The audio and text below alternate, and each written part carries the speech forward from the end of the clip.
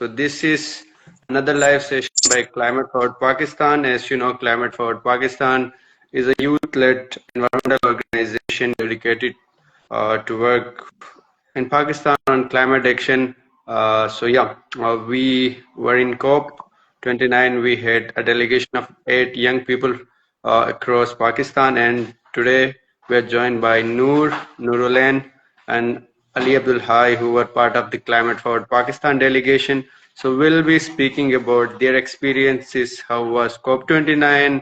क्या बातें हुई, कैसा experience था, and we'll try to answer the questions related to COP. So if you have any questions in mind, you can just write them in the comments. We'll try to answer. So let's start with Ali. Can you introduce yourself and then we'll move on.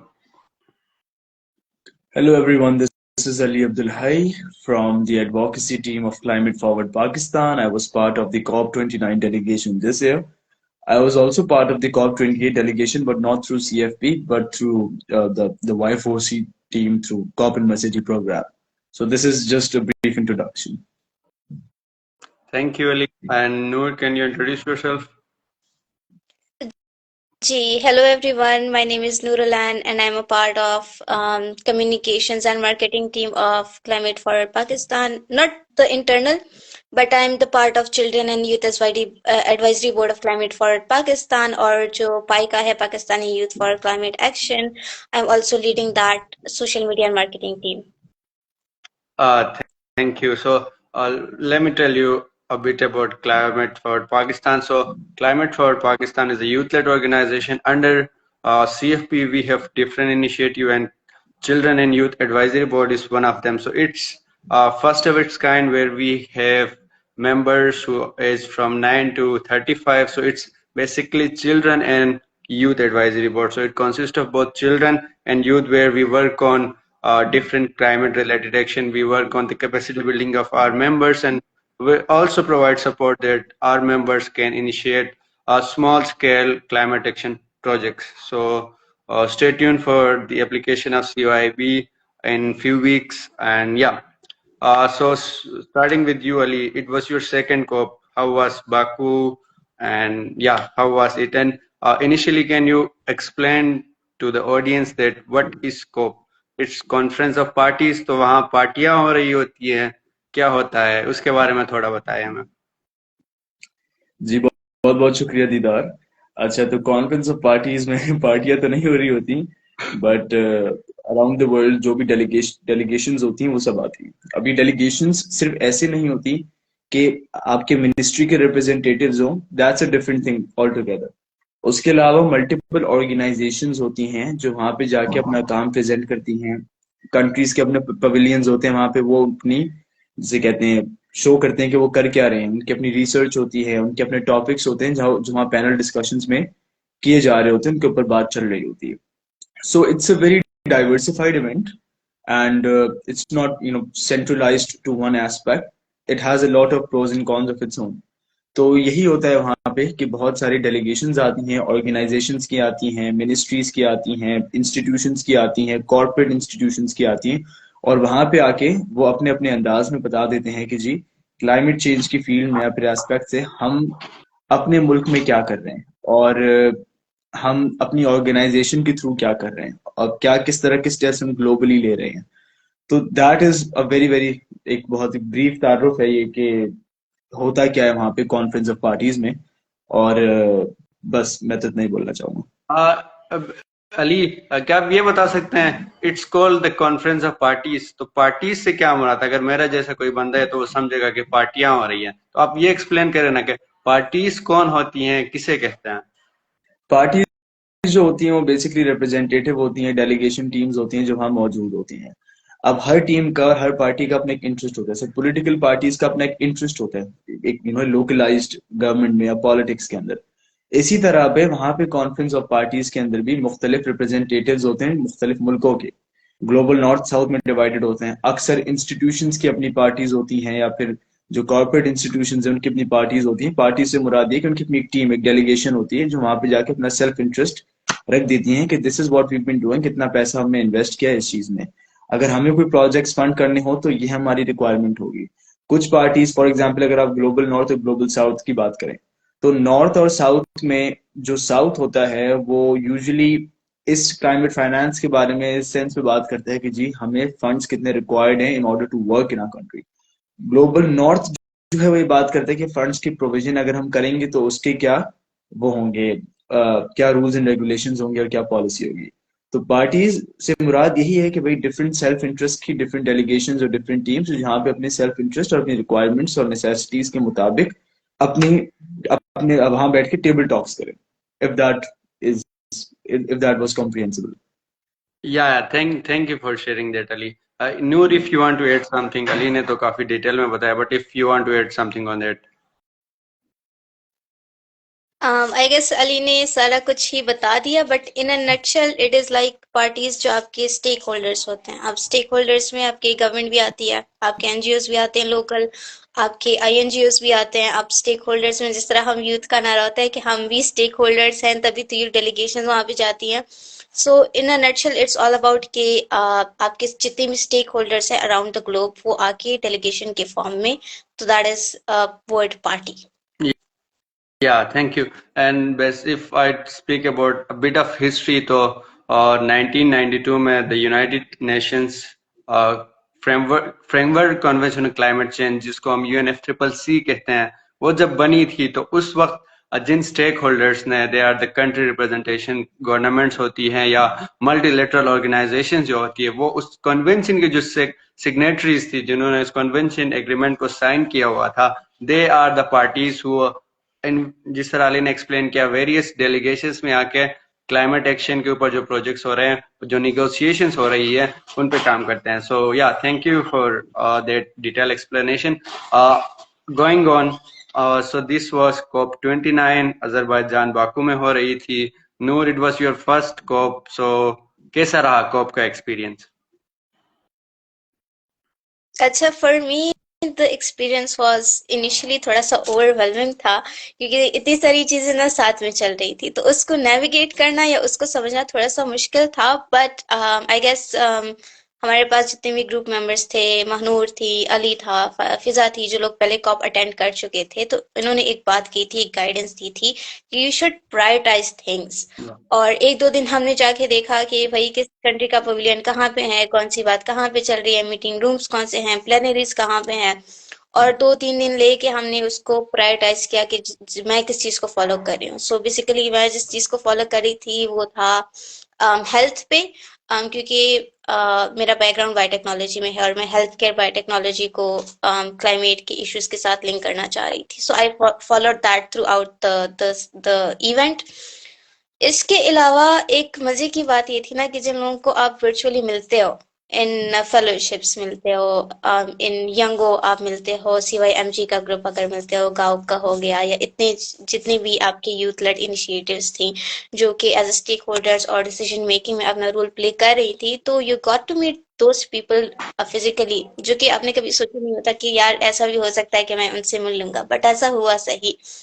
And the third thing was कि आपके जो government representatives होते हैं या ऐसे INGOs या NGOs के representatives होते हैं, जिसको इन द कंट्री आप रीच आउट नहीं कर सकते, वो वहां पे आपको मिल जाते हैं, आप फंस जाते हैं उनके साथ। जैसे पाकिस्तान पवेलियन में हम फंस गए थे उनके साथ, थे वो हमारे साथ फंस गए थे। तो you meet them, you have a good environment to chat with them.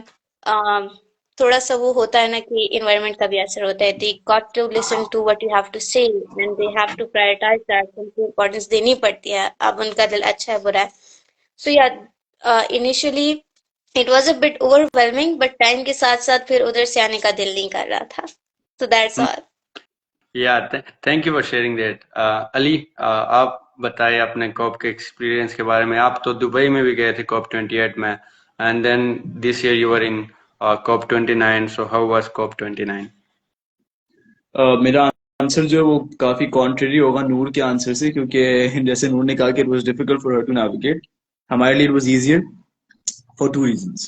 पहला रीजन ये कि COP28 जो था वो बहुत बड़े एक्सपो में हुआ था, तो वहां पे जहां पे जाने में बहुत टाइम लग जाता था हमारे लिए, तो it was not very accessible, it was not easy for us to go at all the places.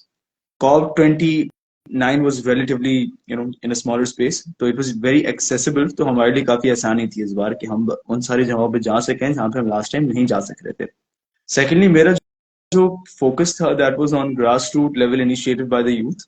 तो साउथ एशिया में स्पेसिफिकली कहाँ कहाँ पे काम हो रहा है ग्रास रूट लेवल पे, और यूथ स्पेसिफिकली उनके अपने क्या इनिशिएटिव्स हैं.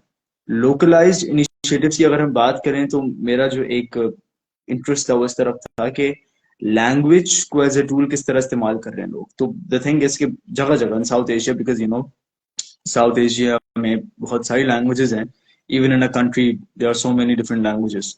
तो how are they using language and a model for workshops in order to spread awareness on climate change in different rural and urban areas, especially in children and youth. So children and youth, localized initiatives, local culture, ये सारी चीजें थी जो वहां पे बहुत ज्यादा जिस पे emphasize किया जा रहा था.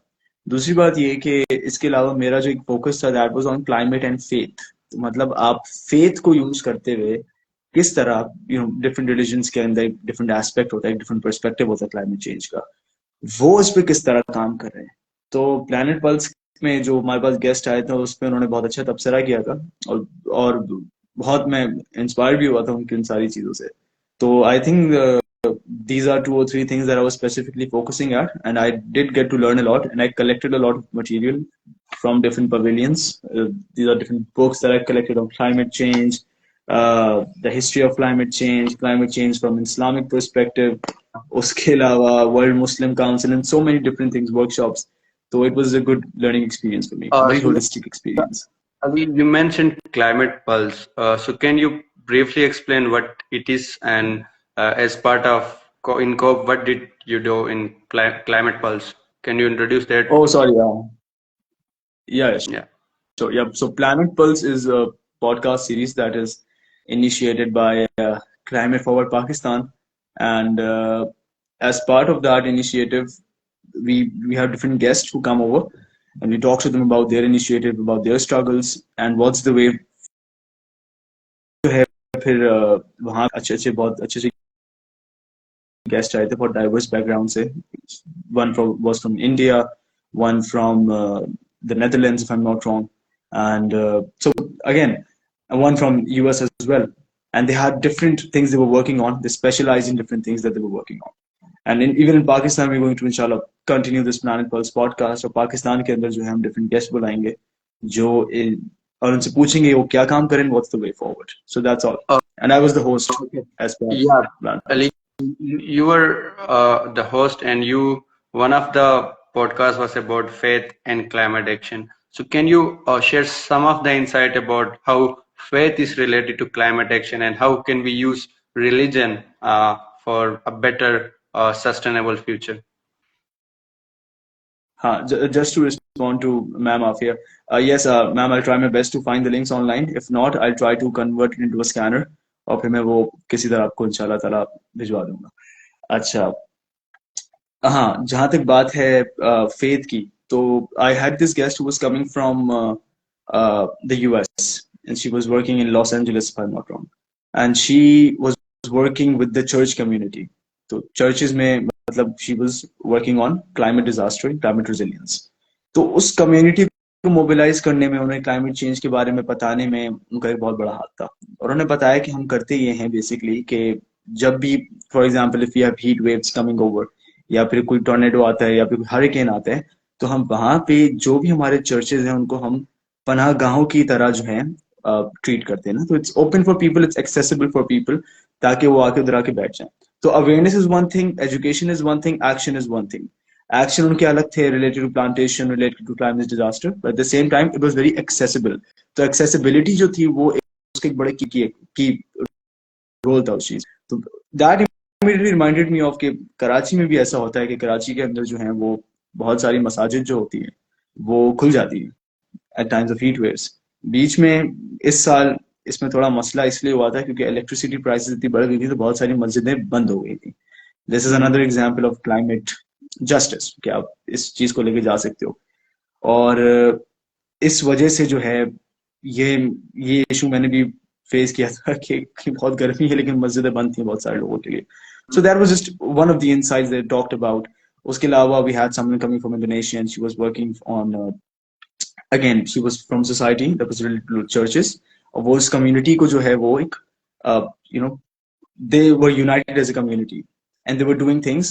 They were using faith-based literature in order to make people understand why climate change is important, because faith is important, right? अगर मैं यहाँ पे किसी पाकिस्तान में किसी इंसान को बोलूँ कि देखो climate change बहुत genuine issue है, या आपको दरख्त लगाने चाहिए, he might not take me very seriously. अगर मैं इसको बोलूँ कि दरख्त लगाना सुन्नत है, वो इस चीज को बहुत सीरियसली लेगा, वो इस चीज को अंडरस्टैंड करेगा. तो फेथ जो है वो उसका एक बड़ा क्रूशियल रोल होता है.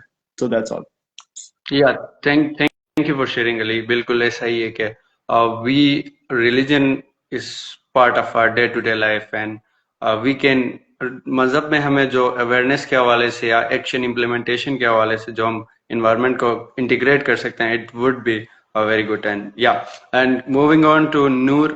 So Noor, what were your engagements in COP? So can you share insights from your panels? So your engagements. Yeah, so मेरा काफी participation रहा. I guess the first panel was about agri-tech और उसको आप कैसे youth जो है तो mobilize करती है, उसको कैसे promote करती है, like considering कि agriculture is the backbone of majority of the global south countries. लेकिन उसमें youth का क्या काम है कि वो innovation तो लाती है but उसको ज्यादा sustainable बनाती है, ताकि आपका जो agriculture waste है या जो technology आप use करते हो that is sustainable but at the same time eco-friendly. तो उस पे हमारा काफी अच्छी डिस्कशन हुई. And obviously the thing is के एग्रीकल्चर को हम छोड़ तो नहीं सकते. और एग्रीकल्चर ऑब्वियसली जिस तरह दुनिया जा रही है, फूड सिक्योरिटी है, इनसिक्योरिटी है, वाटर इनसिक्योरिटी है, उन सब चीजों को मद्देनजर रखते हुए जो आपका एग्रीकल्चर है उसमें आप टेक्नोलॉजी इंटीग्रेट करके, रिसर्च एंड डेवलपमेंट इंटीग्रेट करके क्या चीज बेहतर बना सकते हो, और जो अनकन्वेंशनल मेथड्स थे जिसकी वजह से इमिशन ज्यादा हो रहे थे उसको आप कैसे कॉम्बैट करते हो या केटर करते हो. जिसकी एग्जांपल आई गेस मैंने उधर पैनल में भी दी थी कि न्यूक्लियर टेक्नोलॉजी जो कि क्लीन टेक्नोलॉजी है उसको यूज करते हुए पाकिस्तान ने 125 क्रॉप वैरायटीज बनाई है जो कि हीट रेजिस्टेंट है, जो कि ड्राउट रेजिस्टेंट है, जो कि स्ट्रेस टॉलरेंट है. तो अगर यूथ ऐसी इनिशिएटिव्स लाती है, ऐसी रिसर्च करती है और उस रिसर्च को ऑब्वियसली वैल्यू भी किया जाए, विच इज अ थिंग जो कि गवर्नमेंट को उस पर ज्यादा फोकस करना चाहिए, उस पर ज्यादा से ज्यादा इन्वेस्टमेंट करनी चाहिए. क्योंकि ये तो हमें पता है कि हम एग्रीकल्चर के बगैर रह नहीं सकते, बट हम ये भूल जाते हैं कि जो रिसर्च हमारा एक की फैक्टर है, अगर वो नहीं होगा तो हम कुछ नहीं कर सकते. लाइक इवन अगर मैं अपनी स्टडीज की बात करूं तो रिसर्च को बहुत फॉर ग्रांटेड लिया जाता है, just for the sake of degree completion लिया जाता है, but then there are youth who take it very seriously because उनको पता होता है कि मेरी एक रिसर्च से, एक इनोवेशन से कितना असर पड़ता है चीजों पे. तो ये हमारी बेसिक डिस्कशन थी, इसी के रिवॉल्व कर रही थी कि आप research and development and innovation को एग्रीकल्चर में प्रमोट करो और रीजनरेटिव एग्रीकल्चर की तरफ जाओ, उस सस्टेनेबल प्रैक्टिसेस की तरफ जाओ.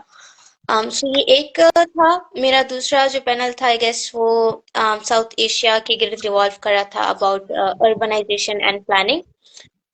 इस पैनल की सबसे मजे की बात ये थी कि मैं एज अ मॉडरेटर थी, वो पाकिस्तान से थी. Then we had Ashiq Iqbal, वो बांग्लादेश से थे. Then we have I am forgetting her name but वो इंडिया से थी. एंड फिर सागर भी थे but he couldn't join us unfortunately. तो यूथ जो बैठी थी ना वो पाकिस्तान, इंडिया, बांग्लादेश की उधर बैठी हुई थी. And the question that came to most of people's mind were के your governments or your countries do not have any good relationships with each other. अगर political aspect से देखा जाए, promote harmony in climate sphere, right? तो उसमें हमारी काफी अच्छी डिस्कशन हुई दैट क्लाइमेट को पोलिटिसाइज नहीं करना चाहिए, पॉलिटिकल टूल नहीं है वो. क्लाइमेट चूंकि एक ग्लोबल इशू है तो उसको उस चीजों से निकाल के उसके ऊपर बात करनी चाहिए. और इसमें बहुत बड़ा रोल यूथ का ऑब्वियसली है, क्योंकि हम इस बात को समझते हैं कि it is not a political issue. Climate एक पॉलिटिकल इशू नहीं है, तो इसको पोलिटिसाइज करने का कोई तुक बनता नहीं. अगर फ्लड्स आते हैं, अगर ड्राउट्स आते हैं, तो उसके ऊपर सबको बात करनी चाहिए. अगर आज पाकिस्तान है, कल इंडिया, बांग्लादेश है, तो इसके अलावा और कंट्रीज भी हो सकती हैं जो कि हैं भी, जो कि अफेक्ट हो रही हैं, तो उसमें उसका कोई मतलब नहीं है. तो अगर आज पाकिस्तान, इंडिया और बांग्लादेश की यूथ यहाँ पे बैठी है, तो कल को उनकी गवर्नमेंट्स और उनके रिसर्च सेंटर्स और उनके इंस्टीट्यूशनल या एकेडमिया भी बैठ के उस चीज को प्रमोट कर सकते हैं, which is not a thing. इतना मुश्किल काम नहीं है, बस थोड़ी सी हिम्मत चाहिए होती है, थोड़ी सी इस बात को समझने की कोशिश करनी चाहिए कि अगर हारमोनी होगी तभी आप एक ग्लोबल इशू को कॉम्बैट कर सकते हो, टैकल कर सकते हो। You can not alone tackle the climate change, क्योंकि ये कोई स्पेसिफिक रीजन वाइज या कंट्री वाइज इशू है नहीं। बट अपार्ट फ्रॉम दैट, अगर हम अर्बनाइजेशन की बात करें, पाकिस्तान में भी हम अगर बात करें, तो ग्रीन इंफ्रास्ट्रक्चर या ग्रीन स्पेसेस या plant cities, waste management system ऐसे प्रमोट नहीं किए जाते। जिस तरह कराची में हम देख लें, तो अगर फ्लड्स आते हैं रिवराइन या कुछ, तो मोस्टली इशू आपके इंफ्रास्ट्रक्चर का ही होता है। वहाँ इंफ्रास्ट्रक्चर ही ऐसा था कि जिनकी वजह से रोड्स और सिटीज और टाउन जो हैं तो फ्लडेड हो गई। ठीक है, इसी तरह आपके जो लूप होल्स हैं कि अगर आप बारिश हो रही है तो आपकी रेन हार्वेस्टिंग सिस्टम्स नहीं है, अगर वो होते तो शायद फ्लडिंग की इतनी इंटेंसिटी नहीं होती। ठीक है, अगर आपका ग्रीन इंफ्रास्ट्रक्चर होता तो कार्बन एमिशंस इतने ज्यादा नहीं होते, मे बी हीट वेव्स इतने फ्रीक्वेंट नहीं आते, या कम से कम आते, कम से कम इफेक्ट करते। तो these are all the things जिस पे हमें फोकस करना चाहिए और इसके लिए कलेक्टिवली एडवोकेट करना चाहिए। अगेन रिसर्च एंड डेवलपमेंट की बात आती है, हम यूथ ही हैं, अगर रिसर्च एंड डेवलपमेंट को पुश करें ताकि गवर्नमेंट उस पर ज्यादा से ज्यादा इन्वेस्टमेंट करे या उस पर ज्यादा से ज्यादा फोकस करे और डिसीजन मेकिंग में फिर यूथ को ले, तो उससे ही ये चीजें कवर होंगी। तो ये सारा डिटेल में था मेरे पैनल के बारे में। थैंक यू नूर, बिल्कुल। मुझे याद है उस पैनल का, एंड एवरीवन वर सेइंग कि ऐसे पैनल बहुत कम मिलते हैं कि जहां इंडिया से भी हो, पाकिस्तान से भी और बांग्लादेश से भी हो, and it was a very successful event. So adding on to this, मैं अली आपसे पूछना चाहूंगा कि यूथ की हम बात करते हैं कि we are the future, but हम अगर देखें तो कोप में जो निगोशिएशंस होती हैं उनमें यूथ की रिप्रेजेंटेशन बहुत ही कम होती है, क्योंकि हमारे पास जो ऑब्जर्वर बैच होता है, we can just go and observe, और जो साइट इवेंट्स होते हैं उनमें हम as a speaker speaking opportunities में पार्टिसिपेट कर सकते हैं। बट जब एक्चुअल निगोशिएशंस की बात आती है उनमें इतना रोल प्ले नहीं होता है, इनको अपॉर्चुनिटी इतनी नहीं दी जाती है। उसके अलावा आप बता दें कि कोप जैसी कॉन्फ्रेंसिस में, इंटरनेशनल कॉन्फ्रेंसिस में, how the youth presence of youth is important, उसके हवाले से if you could share your insights. मैं इस हवाले से ये कहूंगा कि ज्यादा इम्पोर्टेंट ये है कि लोकल गवर्नमेंट्स पहले इस चीज को पहले खुद प्रायोरिटाइज करें, बजाय इसके कि हम कहें कि इंटरनेशनल ऑर्गेनाइजेशन इस चीज को प्रायोरिटाइज करें। इंटरनेशनल ऑर्गेनाइजेशंस या फिर हमारी जो गवर्नमेंट्स हैं, अगर वो वहां पे निगोशिएशन टेबल पर बैठती हैं तो उनके पास जो पॉलिसी फ्रेमवर्क है, जो डिमांड्स हैं, जो रिक्वायरमेंट्स हैं, वो यूथ सेंट्रिक होने चाहिए। उसके लिए पहले आपको लोकली इस मामले को, इस चीज को हल करना पड़ेगा। क्लाइमेट चेंज पॉलिसी अगर बनती है तो आप मुझे बताएं कि वो यूथ सेंट्रिक क्यों नहीं है। यूथ की इन्वॉल्वमेंट, मैं ये नहीं कह रहा it should be totally youth centric, but at least आपको पता तो होना चाहिए कि ये जो सारे मसले मसाइल है, आप जो पॉलिसीज बना रहे हैं वो रिलेटिवली कंपैरेटिवली हमारे हमारे फ्यूचर के लिए बनाई जा रही है सारी पॉलिसीज, तो हमारा वहां होना जरूरी है। तो लोकल गवर्नमेंट्स में सबसे पहले हमें ये चीज सॉल्व करनी चाहिए कि हमारा अपना मुल्क या हमारे अपने मिनिस्ट्रीज जो हैं, क्या वो इस बात को सुनने को तैयार है कि यूथ का क्या पर्सपेक्टिव है, उनकी क्या आइडियाज हैं, उनके क्या पॉइंट्स हैं। जब तक आप खुद उस चीज को प्रायोरिटाइज नहीं करोगे तो फिर आप इस बात की तवक्को ना रखें इंटरनेशनल फोरम से कि वहां पर भी इस चीज को प्रायोरिटाइज किया जाएगा। And yes of course youth जो है उनका एक बहुत बड़ा रोल है, और चिल्ड्रन का भी। अब तो इंक्रीजिंगली ज्यादा जो फोकस आ रहा है वो चिल्ड्रन पे आ रहा है बजाय इसके यूथ पे आए, क्योंकि फिर वो उनका जो एक नैरेटिव होगा, एक आइडियोलॉजिकल नैरेटिव होगा, वो तब से बिल्ड होना शुरू होगा। इस चीज पे जो काम हो रहा है regarding workshops, regarding literature, regarding story books, वो मेरे हिसाब से बहुत सारी कंट्रीज में बहुत अच्छे तरीके से हो रहा है, जहाँ पे उनको बहुत कम ही उम्र से जो है अवेयरनेस है climate change through climate education.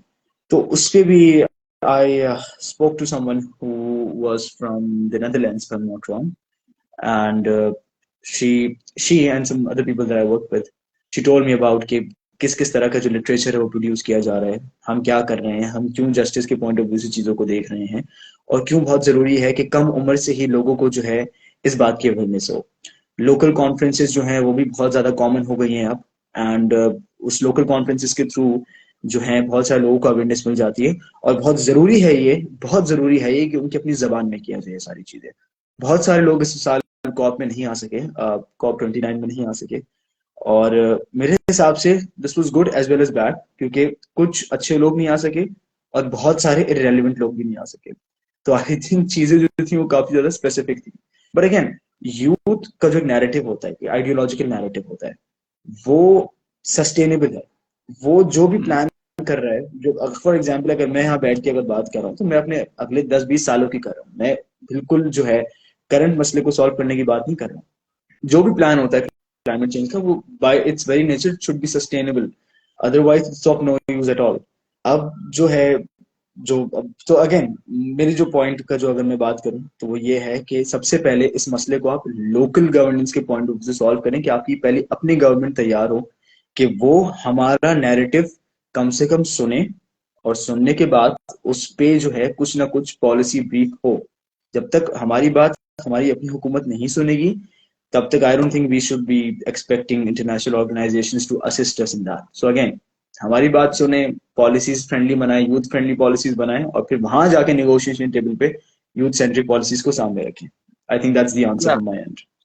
Thank you Ali, बिल्कुल आपने बहुत ही इम्पोर्टेंट पॉइंट लाया है कि हमारा लोकल लेवल पे, हमारे नेशनल लेवल पे यूथ हम क्या कर रहे हैं, हमारी क्या मोबिलाइजेशन है, और हम यहाँ जो हमारी नेशनल लेवल पे और प्रोविंशियल लेवल पे जो पॉलिसीज बनती है, क्लाइमेट रिलेटेड हो या जिस भी रिलेटेड हो, उसमें हम यूथ की इन्वॉल्वमेंट बहुत कम देखते हैं। लेकिन उसको कम करने के लिए, यूथ की ज्यादा इन्वॉल्वमेंट करने के लिए एज ए यूथ हम क्या रोल प्ले अदा कर रहे हैं, उस पे यूथ को रीथिंक करने की जरूरत है। And I guess there comes this youth organisations जो काम कर रही है, like climate for Pakistan, and there a lot of organisations जो काम कर रही है। इनको कलेक्टिवली इस चीज पे काम करना चाहिए, ताकि जब हम अपने लोकल और नेशनल लेवल पे यूथ सेंट्रिक पॉलिसीज आएंगी, यूथ की इन्वॉल्वमेंट होगी डिसीजन मेकिंग पे, तो हम इंटरनेशनल फोरम्स पे भी यही एक्सपेक्ट कर सकते हैं। And Noor, if you want to add something on the presence of youth and importance of youth inclusion, and what did you saw in COP? जब अली बात कर रहे थे तब मुझे एक बात याद आई कि जो मैंने कॉप 29 में ही सुनी थी, और वो यूथ की ही बात थी। एंड समबडी सेड ना कि यूथ का इंक्लूजन कितना इम्पोर्टेंट है in the climate sphere. And the response was, वैसे चिल्ड्रन की भी बात हो रही थी, तो द रिस्पॉन्स वाज के youth is important because youth is the present and children are important because they are the future. हम अक्सर बात करते हैं ना youth is the future, but अगर हम टेक्निकली सोचे तो youth is the present. Like I am 25, Didar is 20, I hope so, Ali भी इसी रेंज में फॉल करते हैं। तो we are the present and we have to do something about it. Children is the future, तभी वो children पे भी इतना ज्यादा फोकस कर रहे हैं, जो अली की बात है। और अगर हम उस हिसाब से देखें तो हम काफी पीछे हैं।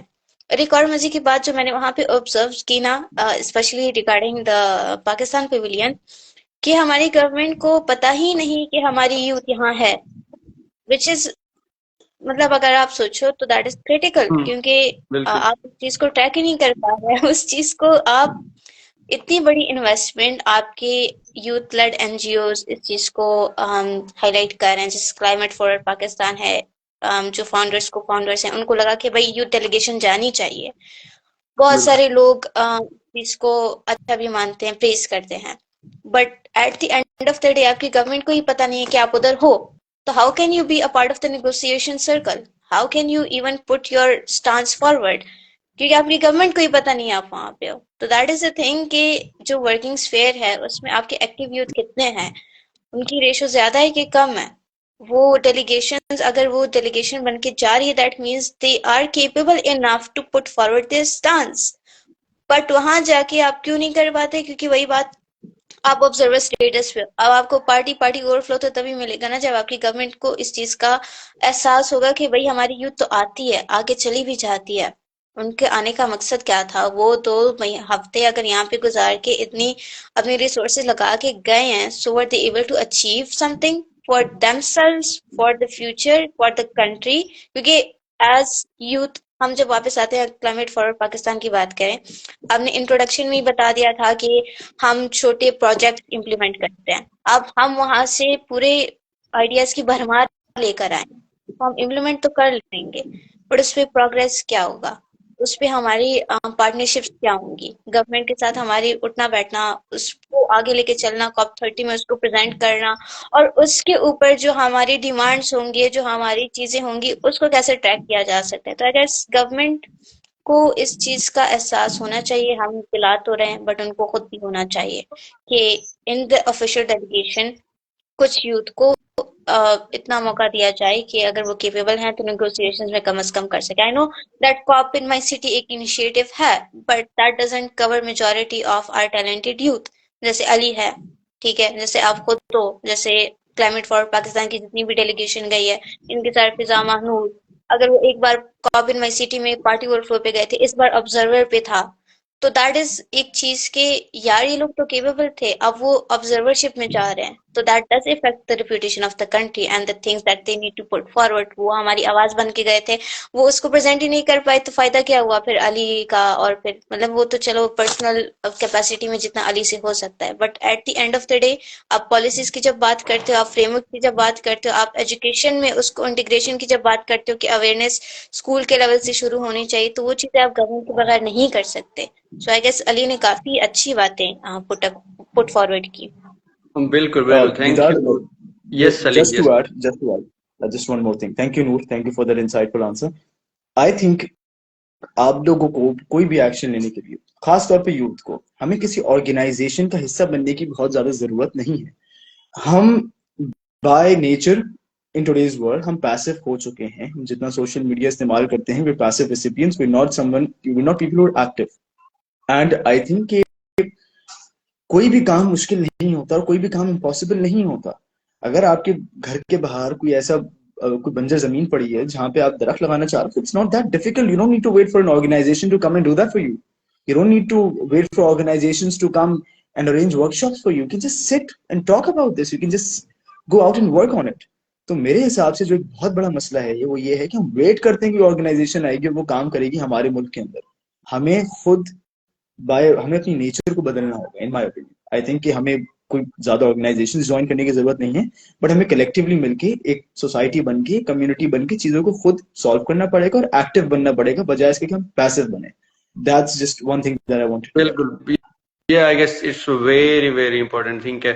It's about the behavior के, इंसान का नेचर के साथ जो behavior है, there has been change in the behavior of human with the nature that's causing the climate change, and yeah, very important कि हमें initiatives लेने चाहिए, किसी का इंतजार हमें नहीं करना चाहिए, because climate change is not waiting for someone, किसी के लिए इंतजार नहीं करता। So it's us, हमारे ऊपर है कि we should be part of organizations, but we should not wait for the organization के वो हमारी तरफ आए, but we have to initiate work and yeah.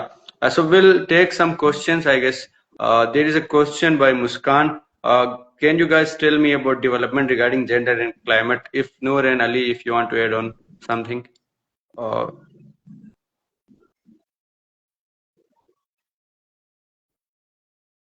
If Ali wants to add something, basically मैंने gender की negotiations तो इतनी closely follow नहीं की, but I was a part of a few panels like in participation. जो Singapore pavilion में gender पे हुई, जो चिल्ड्रन यूथ में जेंडर पे हुई, तो उसका क्रक्स मैं दे सकती हूँ। बाकी नेगोशिएशंस का I have little to no knowledge on that, but if Ali has to he can go first and then I can go next. No, I do not actually. I think gender का जो theme है, मेरे ख्याल से महानूर उसको ज्यादा closely देख रही होंगी या फिर Fiza, I am not exactly sure, because I was totally going for getting an understanding on the perspectives of youth, the grassroots initiatives, as well as the element of faith. तो ये तीन चीजें मैं देख रहा था, जेंडर पे मेरा इतना फोकस नहीं हो सका इस वक्त। So that's just what I want to say. Yeah, similarly I was looking into health and a few like मेरे कुछ startups थे जिसकी वजह से मैंने networking उस लिहाज से की थी, that was bioproduct based. Gender का अगर मुस्कान आई बिलीव वो स्पेसिफिकली बता दे कि नीश कौन सी है, क्योंकि आप जब जेंडर की बात करते हो तो जेंडर में आपका अगेन सब थीमेटिक एरियाज आ जाते हैं कि जेंडर के हेल्थ के हवाले से करना था या जेंडर इंक्लूजन के हवाले से करना था। तो अगर वो कुछ ऐसा बता दे तो I might provide some insights, but technically I wasn't following that very closely. Muskan, you can go to the UNFCCC website where you will find the final agreement. So उसके हवाले से वहाँ सारी final agreements you can read from there.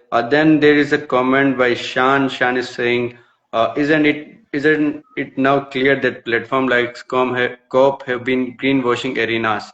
So yeah, there has been a lot of criticism going on. Platform like COPs, which were meant to address the root causes of climate change, which is the carbon emission, but they haven't been able to do. Because last year they said that they will be phasing down a fossil fuel, but this year it was very disappointing that there was no agreement or consensus made on a just transition. So yeah, there is a lot of criticism going on. These have somehow become greenwashing arenas, but we don't have any other platforms like COP because this is the only platform the world leaders have कि वो सारी दुनिया के लोग वहाँ पे आके they have been working and they come together and they discuss climate change, I guess. And Ali and Noor, you can add on if you want to. हाँ of course I agree with Muskan, बिल्कुल ऐसा ही है। और बहुत सारे लोग आते हैं और वो बात करते हैं, वो चले जाते हैं, इस पर कोई फॉलो अप इतना होता नहीं है, कोई क्लाइमेट एक्शन की इतनी बात नहीं होती है, और बहुत सारी डिस्कशंस बहुत इररिलेवेंट भी होती हैं। एंड एक इंटेलेक्चुअल रिगर और एक जो इंटेलेक्चुअल जो एक वो होती है ना कॉन्वर्जेशन होती है, एक थीम होता है, वो वहाँ मिसिंग होता है इन माय ओपिनियन। वहां पे जो है बहुत सारे लोग जो हैं बहुत रेलिवेंट बात भी कर रहे होते हैं, but at the same time a lot of things are irrelevant over there as well. And अब जैसे वर्ल्ड अर्बन फोरम है, that is a very nice that's a very nice forum, that's a very nice event to go to specifically for organizations that are working on in the urban sphere. But COP is, the thing is, again, just like Didar said, it's the only place that you can actually go to. So it has its own pros and cons, but yes, it is tilting towards that side that you are suggesting. Yeah, thank you, Ali. Noor, if you want to add that. Yeah, I hope I'm audible क्योंकि मेरे net का थोड़ा सा issue है. So Yes, just tell yes, me you if are I'm audible. audible. Yeah, you are audible. अच्छा, I do agree with Didar and Ali कि हाँ ऐसा होता है, और when it comes to international relations तो ऐसा ही होता आ रहा है कि कोई ना कोई ग्रुप ऐसा एग्जिस्ट करता है दैट ग्रीन वॉशिंग के टेक्निक्स को यूज करके वो अपना प्रॉफिट या बेनिफिट देख रही होती है। अगर हम ग्लोबल नॉर्थ की कंट्रीज की बात करें तो वो भी तो यही कर रही है, ठीक है। अगर यूएसए जैसी कंट्रीज, सऊदी अरब और बाकी अरब कंट्रीज से ऑयल वगैरह एक्सपोर्ट कर रही होती है अपनी कंट्री को, तो that is also green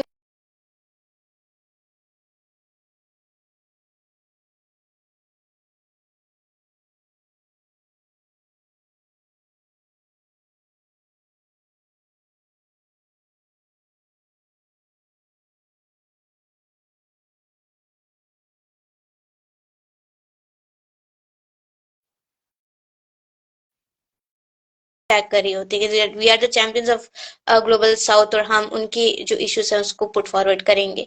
but again उसमें कितनी सच्चाई है और वो कितना उस चीज को फॉलो कर रही है, क्योंकि हैं तो तीनों ही इंडस्ट्रियलाइज कंट्रीज है, तीनों का ही एमिशन सबसे ज्यादा, ठीक है। फॉसिल फ्यूल को फेज आउट करना है, आई गेस ये थोड़ा सा चैलेंजिंग भी किसी हद तक हो जाता है, क्योंकि आप उसको कम्प्लीटली तो फेज आउट नहीं कर सकते, आप उसको कम जरूर कर सकते हैं। तो उस बात में मतलब ऐसी चीजों में बहुत सारे वेरिएबल्स आ जाती हैं कि आपको देखना पड़ता है। तो ग्रीन वॉशिंग की टेक्निक मेजॉरिटी कंट्री यूज करती ही हैं, बट अगेन वही बात कि ऐसा प्लेटफॉर्म आप कहाँ दिलाओगे जहाँ पे आपकी मिनिस्ट्रीज के लोग आपके सामने बैठे हों, जहाँ पे आपकी एनजीओ सेक्टर के लोग आपके सामने बैठे, तो तुम सामने बैठ के बात तो हो रही है ना, क्योंकि इन द कंट्री या रीजनल लेवल पे क्या वो चीज आपको मिल रही है। तो क्वेश्चन इज कि नो, अगर हम यूथ की बात करें तो यूथ को ऐसा प्लेटफॉर्म तो नहीं ना मिलेगा जहाँ पे आपकी मिनिस्ट्रीज के लोग आपके सामने बैठ के एक चीज पे डिस्कशन कर रही हो, या वो पैनल में आपके ठीक सामने बैठ के आपके क्वेश्चंस का आंसर कर रहा हो। तो कम से कम प्लेनरी में सब साथ बैठ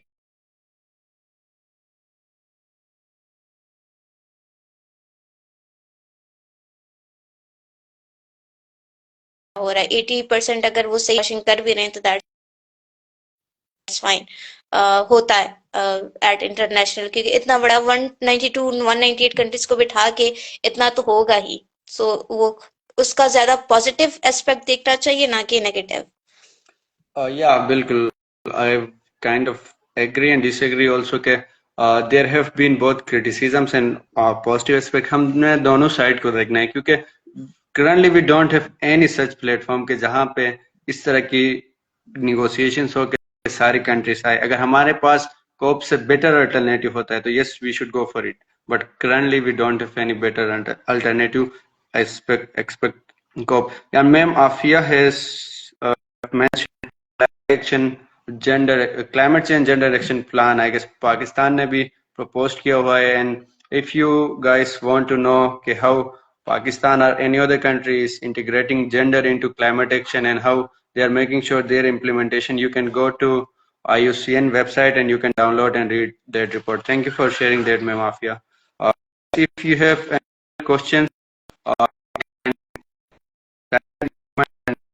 we'll try to do this live session with the delegates. We'll also try to bring on expert opinions so that you can share your questions, and we'll try to debrief what is scopes and what are happening in these conferences.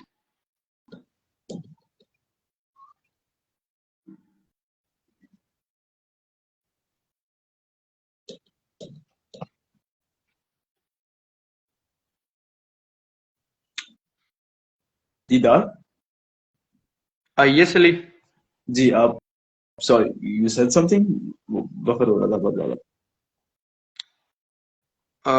मेरी आवाज नहीं आ रही थी जी जी आप बोलें आवाज आ रही है I was saying कि if you guys have any questions you can type in. नहीं तो we Climate Forward Pakistan, we have decided that we'll do more of these live sessions और वहाँ हम experts को भी बुलाएंगे, youth delegates को भी बुलाएंगे कि हम इस चीज को थोड़ा अंडरस्टैंड कर सके कि क्या होता है COP में, किस तरह की डिस्कशंस होती हैं, एज अ यूथ पर्सपेक्टिव हमारा क्या होगा.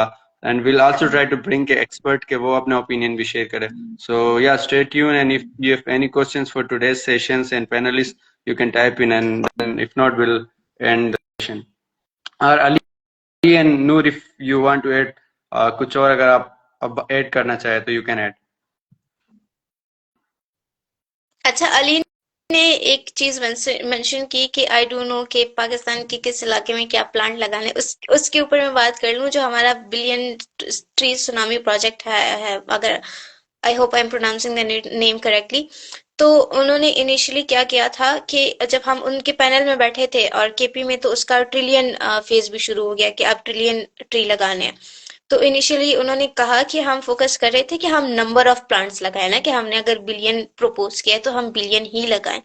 But when it comes down के ट्री प्लांटेशन भी इतना आसान नहीं होता. मैं ट्री प्लांटेशन पे इसलिए बात करूंगी क्योंकि सबके लिए एक आसान एक्टिविटी होती है ट्री प्लांट करना.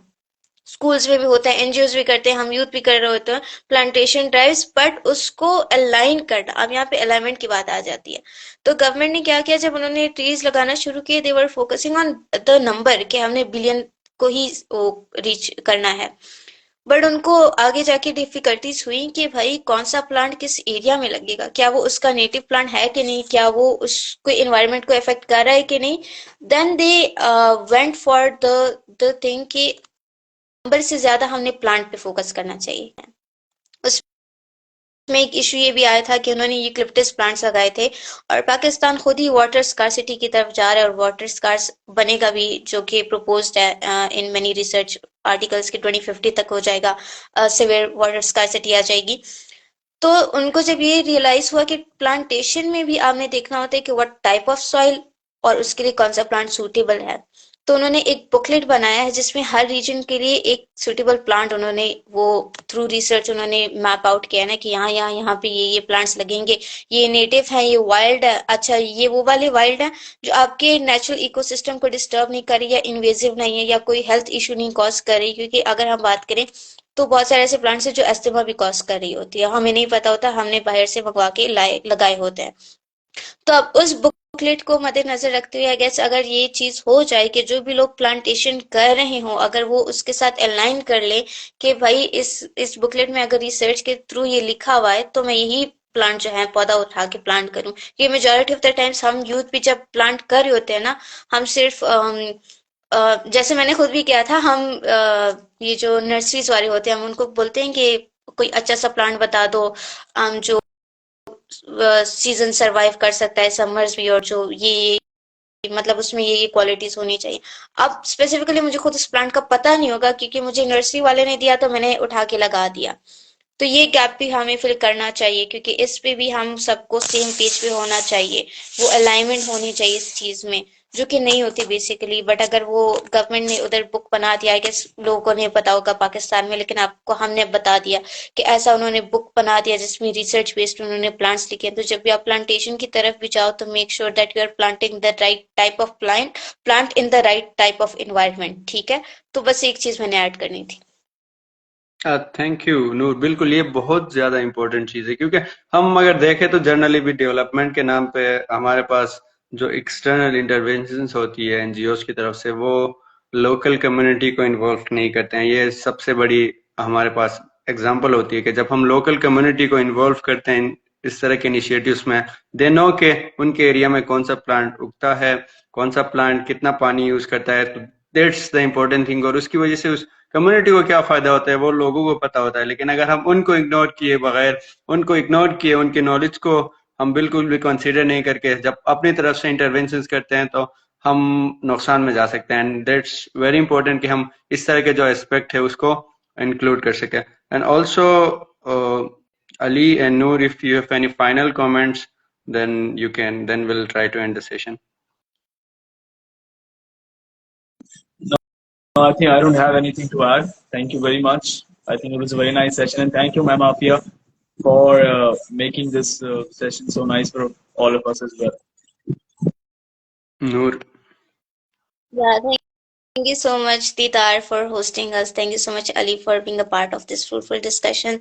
And to all that were a part of this, watching it virtually, जो आगे भी देखेंगे या आप देख रहे हैं, thank you so much for being here. Yeah, it was an amazing conversation, guys. Thank you so much, Abdul. Thank you so much, Ali. Thank you so much, Noor, and also Ma'am Afia, जिन्होंने हमारा session देखा, and also to all the audience जो हमें सुन रहे थे. And we'll try to bring more of informal conversation के हम जहाँ पे बात कर सके इस तरह के एक्टिविटीज पे और क्लाइमेट के ऊपर. Yeah, thank you so much. So yeah, see you. Allah Hafiz.